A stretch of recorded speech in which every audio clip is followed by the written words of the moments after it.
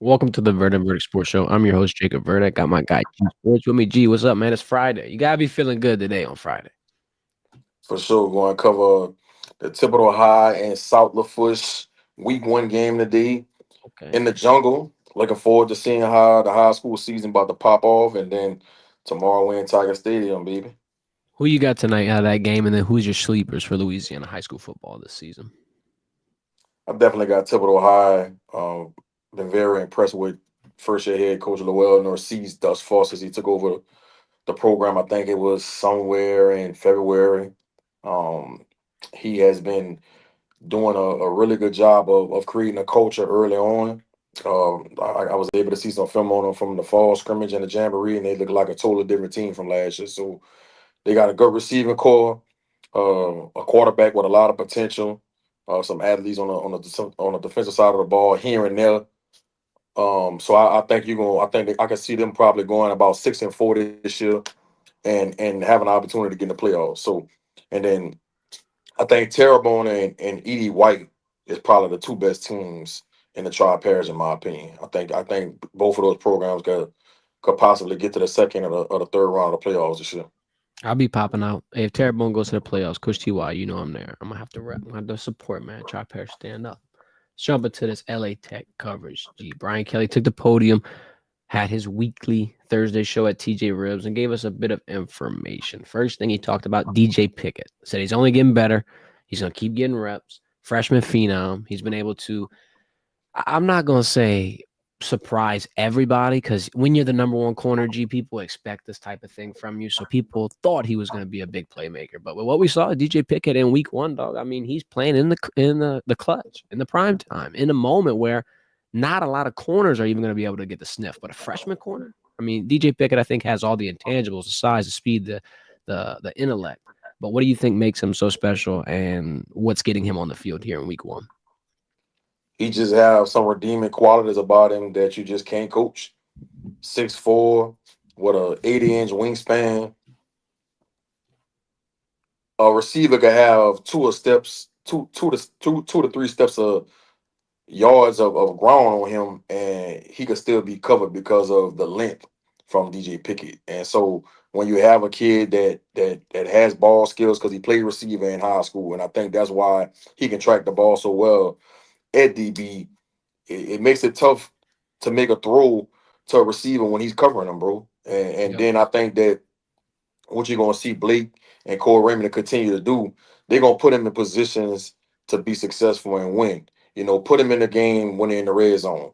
Put him in the game and put him in the boundary where he doesn't have a whole bunch of field to cover.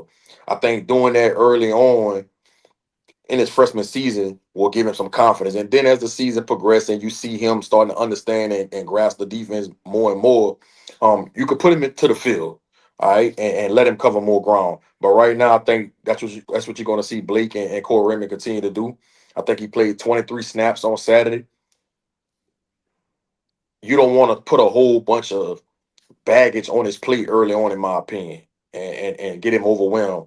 I think that was really good by Blake, and C Ray saying, look, we're not gonna go out there and just start him and make him play 50 plus snaps. We're gonna kind of spoon feed him and bring him along slowly. And this past week it was 23 snaps. Against Louisiana Tech, it might be 28 snaps. Then against Florida, it might turn into 30 snaps. You know what I mean? You kind of just bring him along slowly and continue to build his confidence up. But like I said in the beginning of this segment, bro, when you 6'4" and you could turn and run and you have the ball skills that he has, that's just something you can't coach, and you don't find too many DBs with that stature that's coming into college football every day. No doubt. I've never seen it. And then it's interesting too, because when there's a freshman DB or just a weaker target on the field, normally offensive coordinators go after that. And gee, this is a target. This is a player you're not really trying to go after, dog. Then he's got that confidence. You've seen the clip of him on the sideline in Clemson, writing on a dry erase board, ball up top, and holding up to the fans, like, "Yeah, I'm here. This is my team. I'm Well, ready." well, well. I think you're going as the season goes on, you will see teams attacking. I promise you that. I think if Dabo Sweeney could go back, him and his OC could go back and do it all over again, they would have tried different ways to isolate DJ and see if they can attack him in a way where to see if the lights was too bright for him. And I think probably not this week so much against Louisiana Tech, but when they go against Florida and when they go against the Oklahomas of the world and the Bamas and people like that, I could promise you they will find a way to isolate DJ Pickett and test him. It'll be interesting to see because out of like the entire freshman classes we've been bringing in, this is probably the prospect that I felt the most confidence about. The most like, okay, cool, yeah, he's bringing it to the table. In terms of the overall product that they were able to put out there, I think Caden Durham might take the cake because he's still your running back one last season. He had a hell of a year, but DJ Pickett got something special about him. And Tiger fans got to understand too, man. He's a true freshman. Look, he gonna go through some bumps in the road this year. It's gonna be a game or two or three where he might give up a touchdown or a long pass or miss a tackle. All right, don't crucify the kid. He's gonna have his mistakes here and there. But I think you're gonna see him continue to show flashes that he has an opportunity to be one of the best, if not the best, corner in the country when it's all said and done. And we talked to Corey Raymond about that, dog. That's the curse of DB, bro. Like TJ Pickett or just a DB in general goes out there 50 snaps, perfect. That 51st play, the last play, the only play he gives up something. That's what the fans are going to remember. Like, yeah, you're not going to have to nitpick something like that. Give him some credit, give him some flowers, build the confidence, and then stack days. And I think he's going to be one of your best corners that you've seen in a hell of a long time. Let's talk about Juwan Johnson real quick. BK was giving him some flowers, called him aware, selfless, called him instinctive, and he said that he's positive to the offense just by being out there. Now, the selflessness, it's obvious. I mean, bro, you go from DB to running back to quarterback, back to running back. I mean, whatever makes the team win, whatever helps the team improve, Juwan Johnson's all on board for it. And I like the way that they were able to use him on Saturday last week against Clemson. I feel like this is a big piece for this offense in terms of we're trying to make it balanced. Brian Kelly was saying we don't want to be a one-trick pony. We want to be able to set up the run, set up the play action, yada, yada, yada. Everyone's calling for creative run packages. Juwan Johnson is about as creative can get. And I think that could be a potential X factor for Joe Sloan here. What do you think about Juwan Johnson, the way they used him, and if you think they can do something potentially different with him? I like it. I hate to see what happened to JT Lindsey, and that was the reason why Jawan Johnson was awarded this opportunity. But I said it in the spring, and I said it throughout the summer that I thought Jawan Johnson should stick to playing running back. Yeah. Although I know he's a capable quarterback, and I know he's a competitor, and he wanted to prove to all the naysayers that he can do it and try to compete for that starting job when Nussmeier leaves. But I think when you talk about the NFL and the next level, I think Jawan Johnson would fit perfectly in what the NFL is doing with running backs now. Being able to get on the perimeter, being able to motion to the slide and catch balls, catch swing passes, even in a return game. I think he's that kind of dynamic player. And so I think this is something that him and his uncle Jerry, who's been really, really close to him throughout his process, I think they're gonna look back at this down the road and feel like this is a blessing in disguise. No, I agree 100%. Someone in the chat, G's asking, is Caleb Jackson third string? I thought he was second string. I'm looking at the statistics right here in terms of carries. Caden Durham had 17 carries. Jawan and Zay both Hollenberry had had 3. one. Harlem and Caleb each had 1. So what would you Caleb say had right a now? Is Caleb it had a by carry on Saturday. yeah, had 1 carry. I'll tell you exactly for how much. 1 I didn't carry even. minus 1 yards. I don't know how I missed it. I didn't even see him get a carry on Saturday. Okay. Is this more of a by committee situation? You got Caden Yeah. Durham right here, and Yeah. then you're For just gonna sure. ride the hot hands? Yeah. I think each week is going to be different. One week it might be Kate. Look, Durham gonna always be RB1. Like Right. we know that. We know that. But after that, certain games you might see Caleb get majority of the carries. Another week it might be Jawan Johnson. Another week it might be Harlem Berry. Like it's just gonna depend on how they want to attack that opposing defense each week. So Mhm. I don't think this is any kind of indication that Caleb Jackson is in the doghouse. I just think against Clemson, they wanted to attack them a certain way, and Jawan Johnson was the person that was going to get majority of the snaps that week. So I think Caleb Jackson's role is still going to be pivotal to the season. And we talked Mhm. about it with Jacob Hester in Atlanta about they're gonna need that other back that could get them tough yards on 3rd and 2 and on the goal line. So Caleb Jackson is somebody they're gonna really, really need to depend on when you talk about the rest of the season.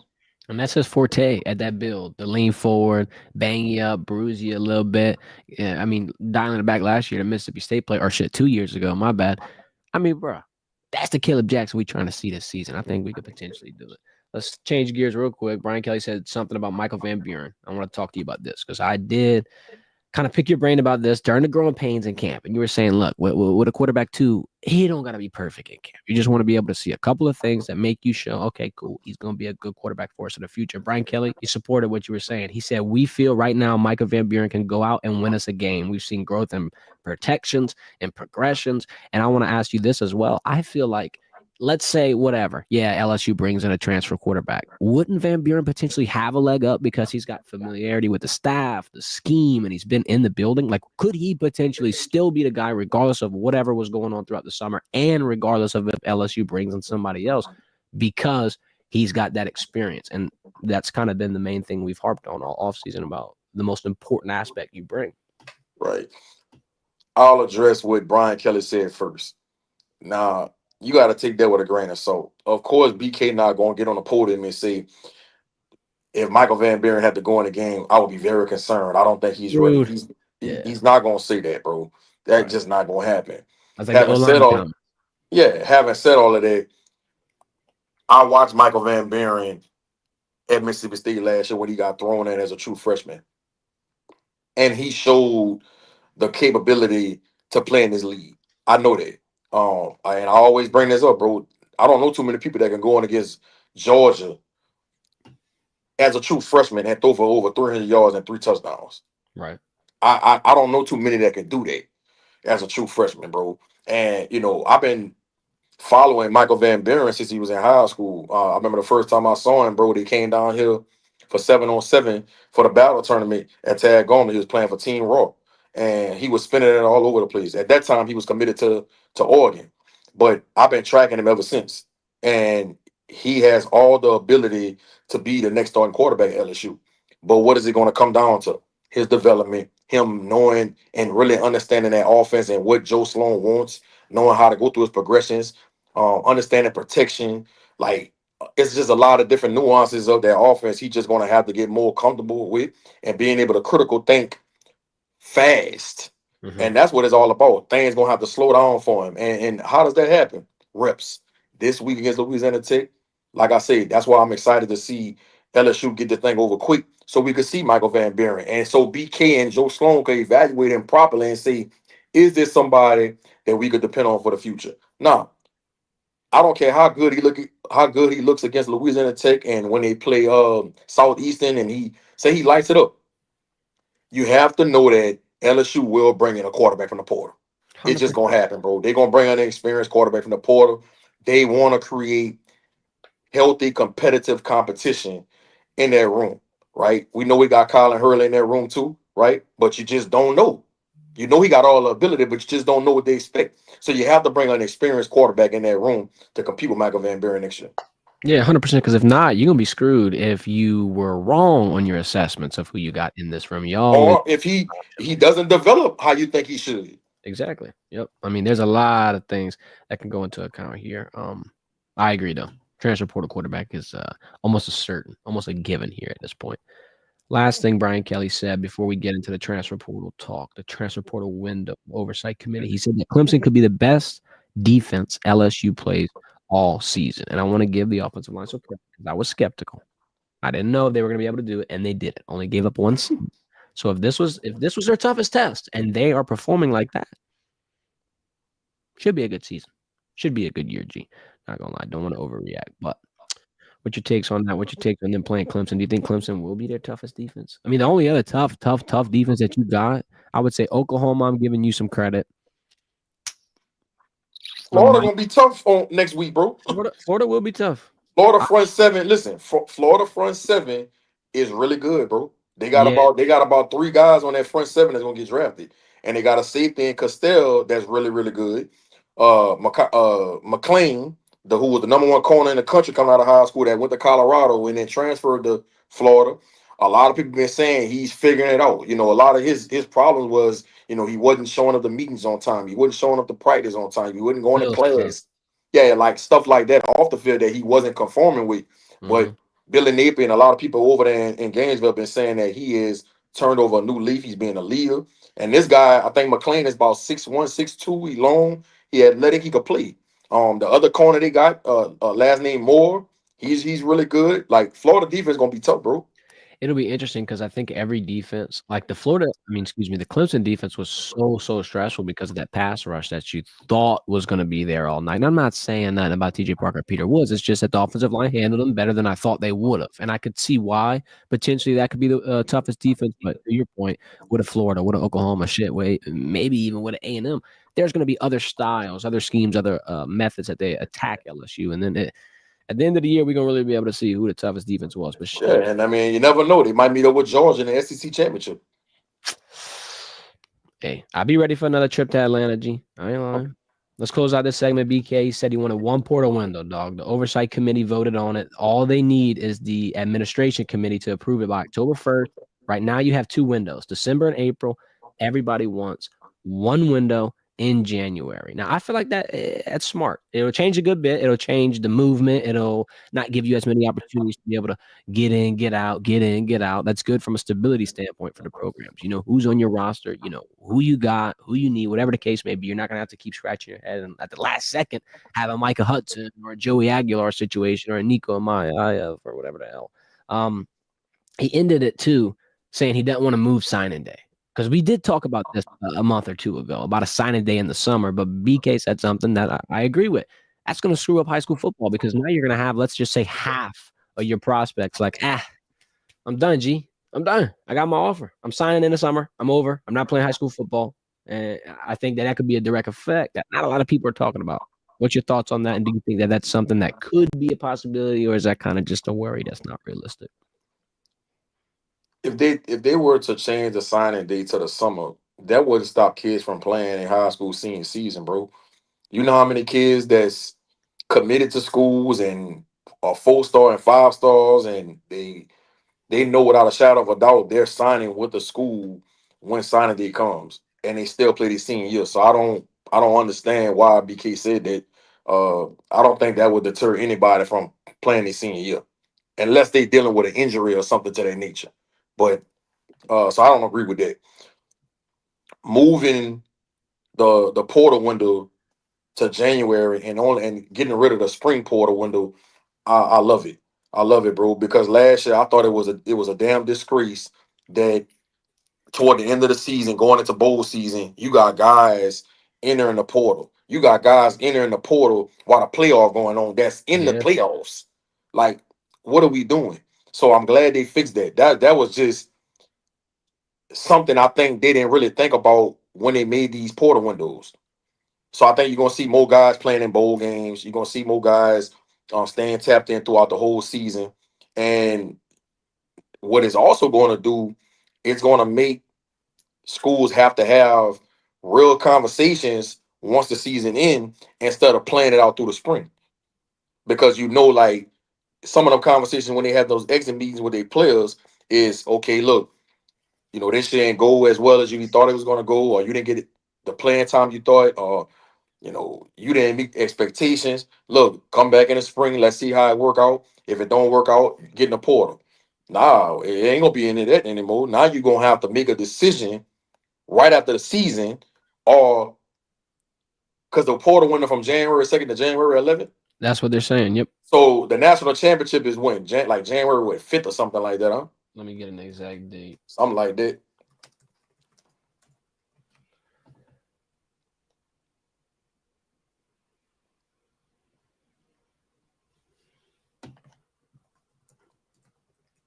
Let me find this. I think it, Taking me I think forever to find this. I think it might be January 5th or something. Let's see. Man, it keep pulling up on Yahoo. January 9th. January 9th in Miami. January 9th. That's So what in it the says. in the last day of the portal window is January 11th. Mm-hmm. So you So have if you're 2 in days that, so after. if you're in the national championship, you only got 2 days, You have bro. 48 hours, G. You got 48 hours. But yeah, I like it, man. I like it. I think this is going to set things up, and being able to have your roster in place sooner than later and not being so much chaos. like Tennessee was in the spring, losing their starting quarterback. Like, bro, that was a disgrace on how that all went down. And I'm just glad the NCAA and these committees figured out like this is gonna put some programs at a disadvantage. So let's move this portal window to January and get rid of the spring so these programs can have their roster set up the right way and these kids can have these real conversations in their exit meetings with their head coaches or their position coaches to figure out like I'm either staying or I'm going and not doing some last minute shit in the spring and putting people in a situation to where man who the hell my starting quarterback about to be week Yeah. one.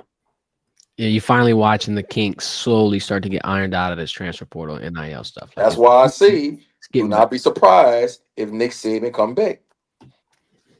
He like all this. He see some guidelines coming into place. He see some Some organization. He's structure. seeing Yeah. structure. He's seeing structure. See, don't be surprised if he come It's the back. little things for Coach Saban, bro. Hey, let's give a quick score prediction real quick because that what you just said, Nick Saban, Alabama. We're gonna be talking about that. We're gonna talk about killing the board in a little bit. Before we go to that, I want to give an opportunity to give you Nostradamus moment. What's the exact score? LSU and LA Tech. I'll give you mine after. I want you to go first. 45-13. Okay, we close. We close. I got 49-9, and I planned it out because I gave him 3 field goals. LSU covers the spread in this instance. They're getting close to a 50 ball. I think Nuss can get you to what, 28, 35? And then after that, Michael Van Buren, Colin Hurley, y'all come in and y'all get a little line. Yeah, get another touchdown or 2 on top of it. How I much is think that LSU can spread? get How close. much is that spread? 45 37. 13. Huh? Oh, the spread right here No, no, of what? no. How much is Yours? that spread? If they beat them 45-13, they won by how much? They will win by 32. So you're 5 under the spread. You have All LA right. Tech And I covering. said 28, but Uh-huh. yeah, I'm It gonna go with matches up. 5. Yeah, I'm gonna go with 45-13. It matches up. It matches up. I got, yeah, at 49-9, I'm at an even 40. The spread heavy, but guess what? I'm rolling with it. I'm rocking with it. We got some people in the chat right here. Hold up, hold up. We got Blanche, got Floby, got Devin Johnson. I see y'all. I see y'all talking about the offense, wondering if the offense is going to be able to pick up, wondering if they're going to be able to, you know, look. Bro, Blanche they're is gonna saying it's have going to take a few they're more gonna weeks for the have offense to roll. 450 plus total offers on Saturday. No doubt. No doubt. I think so 100%, especially with how many total yards you were able to put up last week with 2 turnovers, and that's your toughest defense. Gee, we in for a treat. I ain't gonna lie. I think LSU's gonna 100% go ham Bombs over on Saturday. Baghdad. Man, they might put me out there, G. I might be able to throw a couple. Let's talk about Kalen DeBoer because I think I'm on a side of the fence that not a lot of people are on. G, I'm excited to talk about this one. All right, college football fans, bro, assholes, straight up, brutal. You win, or excuse me, you lose one game you're supposed to win. It's over with. You're done. Pack your bags, go. Don't even go back home. Don't do nothing. Just get out of the stadium. That's how everybody's acting with Kalen DeBoer. Everybody saw the L. There's rumors now. There's rumors of the boosters getting pissed. There's rumors of all kind of things, as there usually are. I don't know how true some of them are. It's a rough game. Gee, it's still so damn early that I feel like this is a comparable situation to Billy Napier and Ryan Day last season because a lot of people wanted them out of the doors before they even had a chance to finish the year. Billy Napier obviously got some big wins. It was LSU and Ole Miss, correct? And then Ryan Day loses the last game to your Michigan boys, but then goes hoist the damn national championship trophy, dog. It's like sometimes the overreactions happen, and it's just brutal to watch. And I think Kalen DeBoer could be in another one of those situations. Alabama fans are spoiled. He takes over from a legend in Nick Saban, and some people are like, well, Bama's been on the way down. Bro, no, they have not. Since 2010, G, they have had an 11-win season every single year. Since 2010, they've also won 8 SEC titles. Last 5 years with Saban, Alabama was champions 3 out of 5 years. 60% of the field, they're winning the SEC title game. Here's my last take on this, and I'm gonna let you talk. I don't think you buy out this guy at $63 million. There's a variety of reasons. One, that's too damn much for one person. Then you're gonna have to buy him out, hire a new person, while still keeping up with the toughest conference in NIL, and just the fact that NIL is so competitive as a whole, regardless. Like Alabama fans a few years ago were in a completely different spot. You're running the table. You're the best team. You got all the resources, the best coach, best recruiting classes, yada, yada, yada. You're in a point right now, G, where that could really go AWOL if you make the wrong decision. I think Jimbo Fisher could be one of the last major buyouts that we've seen in college football, only because why throw away $60 million when the experiment, this is the second year. Like, why not give him one more season and just see what happens? Like the Brian Kelly situation. We're in year 4 now. If it was up to a lot of people in Baton Rouge, he probably would have been gone.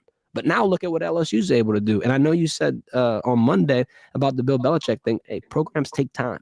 I think Alabama, although it's a top program, it's still in that same situation. I think, yeah, he could be on the hot seat, but you got to give him the rest of the season to be able to get his ass off the hot seat. I don't think week 1 is going to be when I'm firing Kalen DeBoer, dog. First of all, Bama fans need to be realistic with themselves. If you think back on when Saban decided to call it a career and they started looking for a head coach to come to Tuscaloosa, a bunch of people was turning that job down.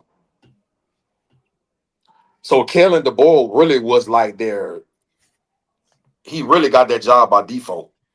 He wasn't even on their radar to hire when they first started their coaching search. So let's get that out the way. Let's put that in perspective for these Bama fans that's so unrealistic and how the hell he can't get it done. And let's think back on his coaching journey, bro. He went to Fresno State. He went 3-3 his first year because of the COVID year. The next year he went 9-3. Then he left there and went to Washington. His first year at Washington, I think he went 11-2 and won in the Alamo Bowl. Then his second year he won and got to the national championship, went undefeated. Right? To me, he doesn't have a lot of body of work when you talk about being successful as a head coach on a D1 level. I think he won a whole bunch of championships on the NAIA level. But as far as on the D1 level, he doesn't have a lot of experience of being at the top. He just don't. That's 4 years of him coaching on a D1 level, and you decided to hire this man as the head coach and the successor of Nick Saban. Y'all should have knew what y'all was getting yourself into. Now, let me talk about my mindset and my thought process when we talking when I revert back to what you said about them buying him out. Why would we buy him out, bro? Why would we buy him out? It's year 2. Give it some time. If this was year 4 and and and and they lost a game like that against Florida State and in week 1 to an unranked team, I could kind of understand the rumors. This is year 2. Let's go back to last year, bro. All right. They went 9-4. Yeah, I know that's not the Bama standard. But guess what? He beat LSU By a lot. in Death Valley and blew them out. Blew them He out, dog. beat Auburn, right? Which is their rival. And everybody know you can't lose to Auburn when you're in Tuscaloosa, Nope. right? They beat Georgia, who was in the college team, who was in the college playoffs and was number 4 in the country. And that was a hell of a game. SEC champs. And I want to say I think they put up 38 points on that Georgia defense, right? What made last year look so bad, they lost to Vanderbilt and Oklahoma. Mm-hmm. That was 2 really, really bad losses. If you take those 2 losses away, they're in the college team, they're in the college playoff last year. I'm just saying. So put that in perspective. Now I know coming out week 1 against Florida State, that just left a sour taste in everybody's mouth by how the season ended last year. But guess what? It's only one game.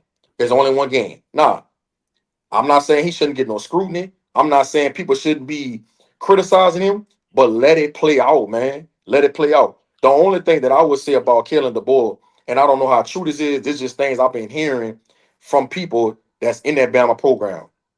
I heard the day of the game, or the night before the game, they had players up to 2, 3 o'clock in the morning having their friends come up to the room, getting DoorDash. getting DoorDash, guys on the field with their phones. Like, I heard a lot of that kind of stuff was going on the day of the game and the day of the game. So if that kind of type of stuff is taking place in the Alabama program, that's something he needs to get fixed immediately because it's going to have a domino effect. So Bama fans, pump the brakes. Let this kind of play out and see how the rest of the season goes before you start talking about a damn buyout after one damn game this season. Yeah.